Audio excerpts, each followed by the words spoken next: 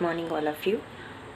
Course 3B second year એની અંદર આપણે યુનિટ 1 એમાં આગળ કેટલાક issues related to the multilingual classroom જોઈ ગયા અને હવે આજે આપણે issues involved in a multicultural and multi social classroom and multi social બેકગ્રાઉન્ડની આપણે ચર્ચા કરવાના છીએ. મલ્ટીકલ્ચરલ અને મલ્ટી સોશિયાલિઝમ એટલે કે બહુ સામાજિકતા અને બહુ સાંસ્કૃતિકતાની અંદર જ્યારે અંગ્રેજી ભાષા ભણાવવાનું થાય ત્યારે કેવી કેવી સમસ્યાઓનો ઉદ્ભવ થાય તેની ચર્ચા આપણે આજે કરવાના છે. આ મલ્ટીકલ્ચરલિઝમ, મલ્ટી સોશિયાલિઝમ અને મલ્ટીલિંગ્યુઅલિઝમ એઝ અ શોર્ટ નોટ પણ તમને પૂછાઈ શકે છે. એટલે એના ઇશ્યુઝ એક અલગ વસ્તુ છે અને એની શોર્ટ નોટ્સ એક અલગ વસ્તુ છે. એટલે આ તમારે ખાસ ધ્યાન રાખવાનું. મલ્ટી સોશિયાલિઝમ એન્ડ મલ્ટીકલ્ચરલિઝમ આપણે જાણીએ છીએ કે દરેક માનવ સમુદાય છે એની પોતાની એક આગવો સમાજ છે, એક આગવો સાંસ્કૃતિક વારસો છે અને ભાષા એ એક અભિવ્યક્તિનું સાધન છે જે પોતાની સંસ્કૃતિ, પોતાના સમાજ અને પોતાની લાગણીઓને, પોતાના રીતિ રિવાજોને સમાજ સામે મૂકવાનો, પ્રસ્થાપિત કરવાનો, એકબીજા સાથે આપલે કરવાનો, વ્યવહાર કરવાનું એક માધ્યમ બને છે.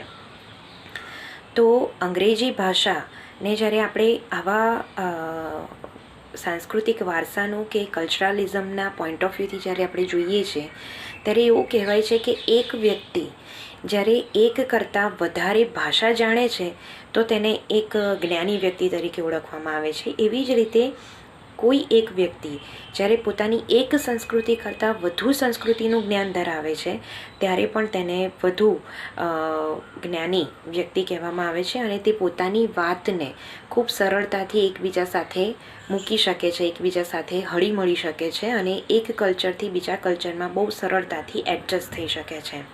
તો એનું માધ્યમ કોણ બને છે? તો અંગ્રેજી. પરંતુ જ્યારે આપણે અંગ્રેજી આવા કલ્ચરલ બેકગ્રાઉન્ડ ધરાવતા, મલ્ટી સોશિયલ બેકગ્રાઉન્ડ ધરાવતા બાળકોને જ્યારે ભણાવવા જઈ રહ્યા છે એઝ અ ઇંગ્લિશ ટીચર, ત્યારે આપણને કેવી તકલીફો થાય છે? તો સૌથી પહેલાં આપણે એ સમજવાનું છે કે લેંગ્વેજ જે છે ફક્ત અંગ્રેજી, હિન્દી, ગુજરાતી કે કોઈ બીજી ભાષા નહીં, પરંતુ લેંગ્વેજીસ છે એ languages are the expressive dimension. એને એ અભિવ્યક્તિના ઘણા બધા પાસાઓના સ્વરૂપમાં ભાષાને જોવામાં આવે છે અને એ પોતાના સાંસ્કૃતિક, પોતાના સામાજિક, પોતાના આગવા વ્યક્તિત્વને લગતા વ્યક્તિગત પાસાઓને અન્ય સામે મૂકવાનું એક માધ્યમ બને છે. તો આ બધાની વચ્ચે જ્યારે એ એટલું ઇમ્પોર્ટન્ટ ફેક્ટર છે, એ એટલું ઇમ્પોર્ટન્ટ ડાયમેન્શન છે, તો કમ્યુનિકેશન એની સાથે આપોઆપ જોડાઈ જાય છે, રાઈટ? તો જ્યારે મલ્ટીલિંગ્યુઅલિઝમની આપણે વાત કરીશું ત્યારે મલ્ટીકલ્ચરલિઝમ અને મલ્ટી સોશિયાલિઝમ એ આપોઆપ ત્યાં આવી જાય છે.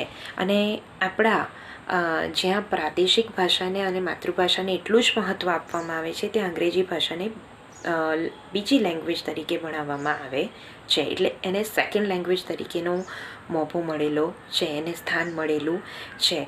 તો આવા અલગ અલગ પ્રકારના સામાજિક વાતાવરણમાંથી આવનાર વિદ્યાર્થીઓ પોતાની સાથે સામાજિક, સાંવેગિક, સાંસ્કૃતિક, આર્થિક, ધાર્મિક રીતે જુદા જુદા પ્રકારના ડાયમેન્શન અથવા જુદી જુદી વૈવિધ્યતાને પણ સાથે લઈને વર્ગખંડની અંદર આવે છે અને તે બધા એકબીજા વિદ્યાર્થીઓ કરતાં અંદર પણ એટલા જ જુદા હોય છે, ભિન્ન હોય છે. તો તેવા વાતાવરણની અંદર જ્યારે આપણે એક તદ્દન નવી ભાષા એમને શીખવાડવા જઈ રહ્યા છે ત્યારે એવા કયા સામાજિક barrier, social barrier, cultural barrier આપણને નડે છે તેની ચર્ચા આજે આપણે કરવા જવાના છે. તમને એમ થાય કે એવું કયો મોટો ઇશ્યુઝ હશે? તો ઇશ્યુઝ બધા લેંગ્વેજને લગતા જ છે, એટલે તમે આપોઆપ સમજી શકો. પરંતુ એ લેંગ્વેજને એક્સપ્રેસ કરવામાં સામાજિક તત્વ આપણને ક્યાં નડે છે, સાંસ્કૃતિક તત્વ આપણને ક્યાં નડે છે, એ આપણે જોવાનું છે. અને એ બેરિયરને આપણે જાણીશું તો જ આપણે વિદ્યાર્થીઓને ખૂબ સરળતાથી આવી બાબતો વ્યાકરણમાં જ્યારે આપણે અંગ્રેજી શીખવવા જઈશું ત્યારે ધ્યાન રાખી શકીશું. મલ્ટી સોશિયલ ક્લાસરૂમ અથવા મલ્ટીકલ્ચરલ ક્લાસરૂમ, તો એની અંદર આપણે જાણીએ છીએ કે વિદ્યાર્થીઓ એ જુદા જુદા પ્રકારના હોય છે. આર્થિક દ્રષ્ટિએ લઈ લો કે સામાજિક દ્રષ્ટિએ લઈ લો. હવે કેટલાક વિદ્યાર્થીઓ હોય છે કે ખૂબ જ રૂરલ એરિયામાંથી આવતા હોય છે, અથવા કેટલાક સેમી અર્બન એરિયામાંથી અને કેટલાક અર્બન એરિયામાંથી, એટલે કે એક ખૂબ જ ગામડાના વિદ્યાર્થીઓ કે જ્યાં કદાચ અત્યારે પણ નેટવર્કની પ્રોબ્લેમ હોય એવા વિદ્યાર્થીઓ, જ્યાં બસના અમુક જ ટાઈમિંગ હોય કે એ બસ ન પકડીએ તો આપણે ઘણા લાંબા સમય સુધી વેઇટ કરવો પડે, એટલે વાહન વ્યવહારની પણ તકલીફ હોય એવા ગામડાઓમાંથી આવતા હોય. તો કેટલાક સેમી અર્બન, જેને આપણે નગર કહીશું, કે નગરની અંદર બેઝિક ફેસિલિટી અવેલેબલ હોય, જ્યાંથી આપણને કમ્યુનિકેશન, કમ્યુટ માટેના કેટલીક બાબતોની સવલતો મળી રહેતી હોય, દવા છે આ તે બધું, એટલે ટૂંકમાં નગરમાંથી આવતા વિદ્યાર્થીઓ હોય. જ્યારે કેટલાક સિટી એરિયા એટલે કે અર્બન એરિયા કે જેની અંદર હાઈલી પ્રોફાઇલ્ડ વ્યક્તિઓ રહે છે, કે જ્યાં જોબ કરનાર વ્યક્તિઓ છે, જેનું સોશિયલ, ફાઇનાન્શિયલ અને જેને કહેવાય કે એક પર્સનલ બેકગ્રાઉન્ડ પણ એટલું જ, એજ્યુકેશનલ બેકગ્રાઉન્ડ પણ એટલું જ હાઈલી ઇક્વિપ્ડ છે, એટલું ડેવલપ્ડ છે, એવા સોશિયો બેકગ્રાઉન્ડમાંથી પણ વિદ્યાર્થીઓ આવતા હોય છે અને વર્ગખંડની અંદર ભેગા થતા હોય છે. તો આવા સમયે કયા કયા બેરિયર્સ વિદ્યાર્થીઓને નડે છે? જુદી જુદી સંસ્કૃતિમાંથી વિદ્યાર્થીઓ, જુદા જુદા ધર્મમાંથી વિદ્યાર્થીઓ આવે છે, જુદી જુદી એક જ સમાજના હોય, ધારો કે હિન્દુ સમાજ છે પરંતુ એની અંદર દરબાર છે, રાજપૂત છે, ક્ષત્રિય છે, પટેલ છે, કે પછી જેને કહેવાય કે સામાન્ય બ્રાહ્મણ છે કે વણિક સમાજમાંથી તે આવે છે. એવી જ રીતે ધર્મ છે, તો એક જ ધર્મના લોકો કે એક જ ધર્મના વિદ્યાર્થીઓ નથી હોતા.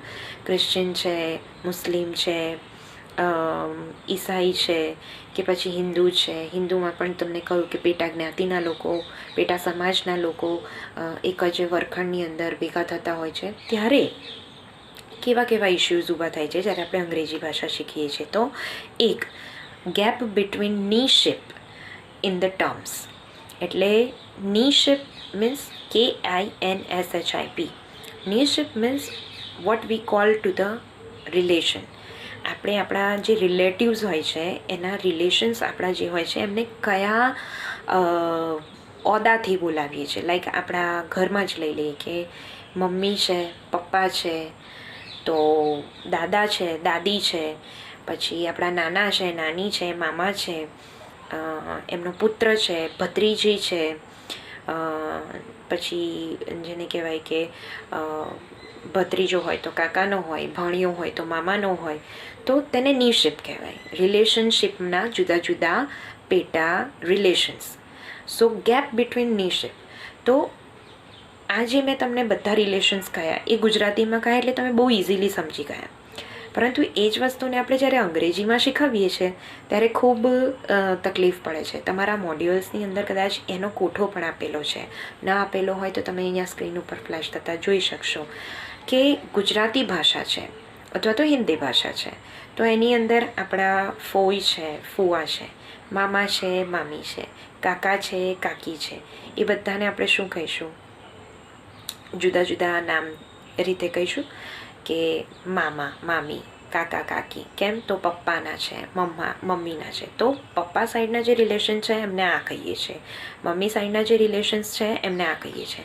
પરંતુ જ્યારે આપણે અંગ્રેજી ભાષામાં એ જ રિલેશનશિપ, એ જ નીશિપ શીખવાડીએ છીએ ત્યારે એને ફક્ત ને ફક્ત શું કહેવામાં આવે છે? અંકલ અને આંટી.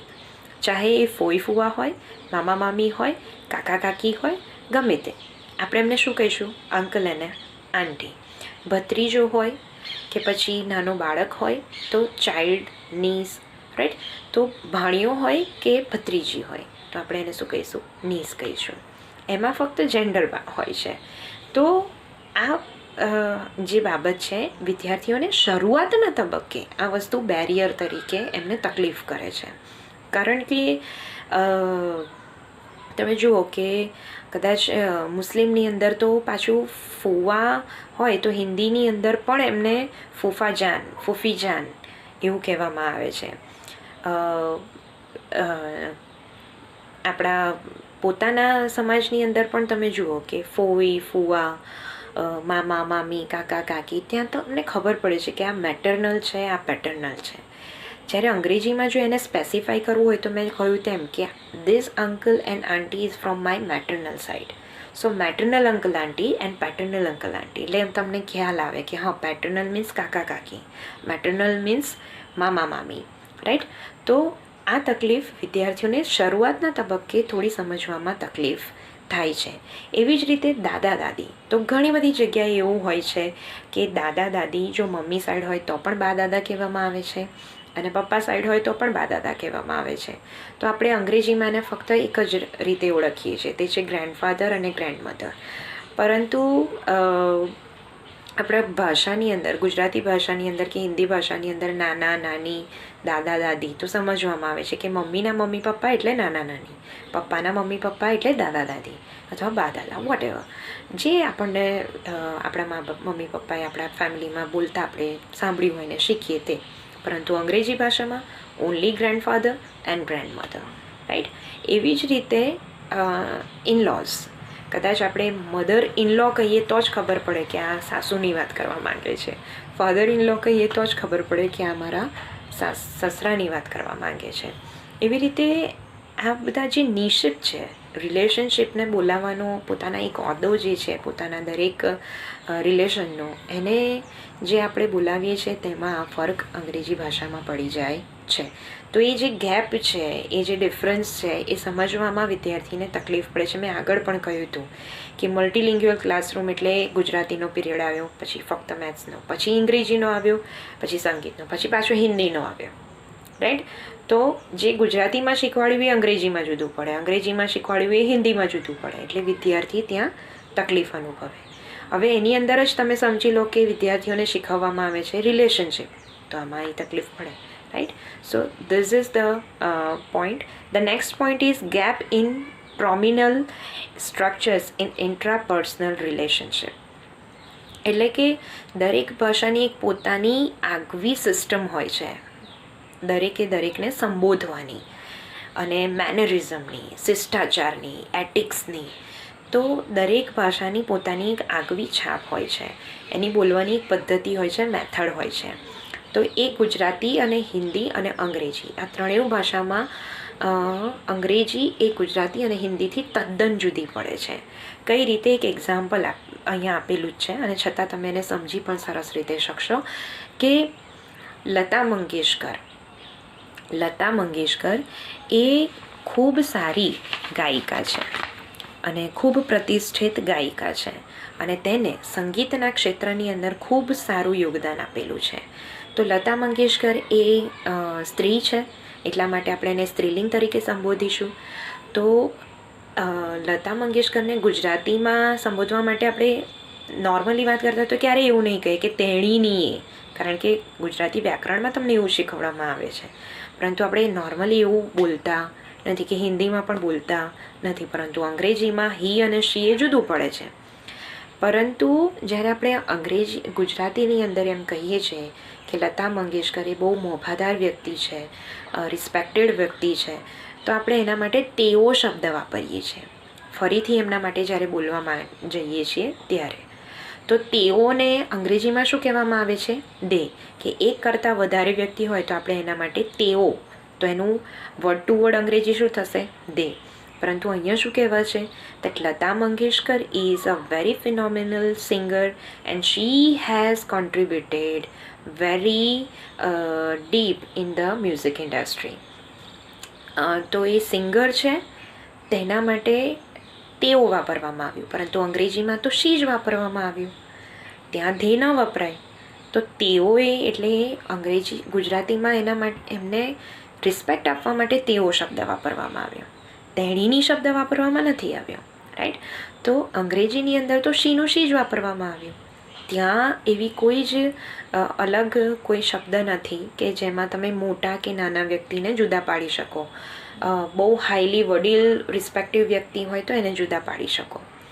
તો અહીંયા વિદ્યાર્થી ક્યાંક ને ક્યાંક શરૂઆતના તબક્કે, કે બાળક નાનું છે, પહેલી વખત અંગ્રેજી શીખી રહ્યું છે, તો એને આ વસ્તુ સમજવામાં તકલીફ પડે છે. તો એઝ અ ટીચર જ્યારે આપણને આ વસ્તુ ખબર હોય તો આપણે વધારે સારા એક્ઝામ્પલ્સ આપી અને વિદ્યાર્થીના કન્ફ્યુઝન્સને દૂર કરી શકીએ છીએ. નેક્સ્ટ જે છે એ છે પ્રોમિનલ સ્ટ્રક્ચર ઇન અ ઇન્ટ્રાપર્સનલ રિલેશનશિપ. એનું એક ટેબલ તમને ત્યાં આપેલું છે તમારા મોડ્યુલની અંદર, કે જેની અંદર આપણે શું કહીએ છીએ જેમ કે ફર્સ્ટ પર્સન સિંગ્યુલરનો કોઠો આપણે નાનપણથી શીખતા આવ્યા છીએ. First person singular, second person singular, third person singular and plural, right? એકવચન અને બહુવચન. એટલે કે મારા માટે હું વાપરું છું, તો એના માટે અંગ્રેજીમાં આઈ વપરાય છે, રાઈટ? અને આઈ સાથે જ્યારે પણ આપણે બહુવચનમાં જઈએ છીએ ત્યારે આપણે વી વાપરીએ છીએ. તો આઈ સાથે એમ વપરાય છે અને વી સાથે આર વપરાય છે. જ્યારે હું અને અમે સાથે ફક્ત છે અથવા તો છીએ વપરાય છે. એમાં બહુ ખાસ ફેર પડતો નથી. તો એવી રીતે હિન્દીમાં પણ છે, મેં અને હમ વપરાય છે, રાઈટ? એવી રીતે સેકન્ડ પર્સન સિંગ્યુલર છે અને થર્ડ પર્સન સિંગ્યુલર છે અથવા તો પ્લુરલ છે. તો હી, શી, ઇટ એ થર્ડ પર્સન સિંગ્યુલર છે અને એના માટે બહુવચનમાં ધે વપરાય છે, બરાબર? અને એવી રીતે ગુજરાતીમાં પણ તે અથવા તો તેણીની અથવા તો તેઓ, બરાબર, એવું વપરાય છે. પણ સેકન્ડ પર્સન સિંગ્યુલર છે એમાં યુ જ વપરાય છે. અને બહુવચન હોય તો પણ યુ વપરાય છે. જ્યારે ગુજરાતીમાં અને હિન્દીમાં તો તું અથવા તો તમે, બરાબર છે? અને બહુવચન હોય તો તમે બધા, તમે લોકો, તું લોકો એવું નથી કહેતા આપણે. આપ સબ, આપ, તું, રાઈટ? પણ અંગ્રેજીમાં એક હોય કે એક કરતાં વધારે હોય, you and you all are. યુમાં કોઈ ફેરફાર આવતો નથી. તો આ વસ્તુ જે છે એ આપણે ધ્યાન રાખવા જેવું છે. બીજું છે ધીસ.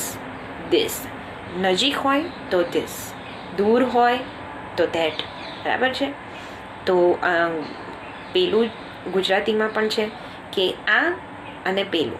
પરંતુ બહુવચનની વાત જ્યારે આવે છે ત્યારે ધીસ તો THIS, બહુ વધારે છે તો THESE. પરંતુ ગુજરાતીમાં કે હિન્દીમાં યે અથવા તો ય, બરાબર? તે અથવા તો તે બધા, પછી આપણે પાછળ બધા લગાડીએ છીએ. તે બધા જ ફ્રૂટ્સ લઈ આવો, તે બધા લોકોને કહી દે, રાઈટ? પણ ધીસ પીપલ, બરાબર? પીપલ વાપરીએ ત્યારે THESE વાપરવું પડે છે અથવા તો THIS પીપલ જ્યારે વાપરીએ તો આ વ્યક્તિઓ, બરાબર? તો ધીસ, ધેટ, ધોઝ, આ બધાનો પણ ફરક આપણને જોવા મળે છે. તો આ 3 પોઈન્ટ આપણે બેઝિકલી જોયા કે જેની અંદર મલ્ટીલિંગ્યુઅલ ક્લાસરૂમની સાથે સાથે મલ્ટી સોશિયલ અને મલ્ટી કલ્ચરલ બેકગ્રાઉન્ડ ધરાવતા વિદ્યાર્થીઓ અહીંયા આપણને ભાષા જ્યારે શીખે છે ત્યારે એમને તકલીફ પડે છે.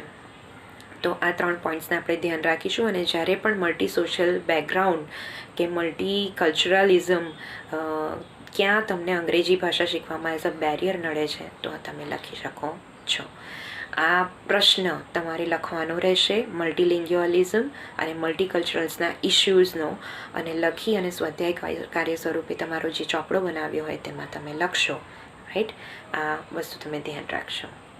ત્યાં સુધી આપણે નેક્સ્ટ ટોપિકની ચર્ચા હવે નેક્સ્ટ લેક્ચરમાં કરીશું.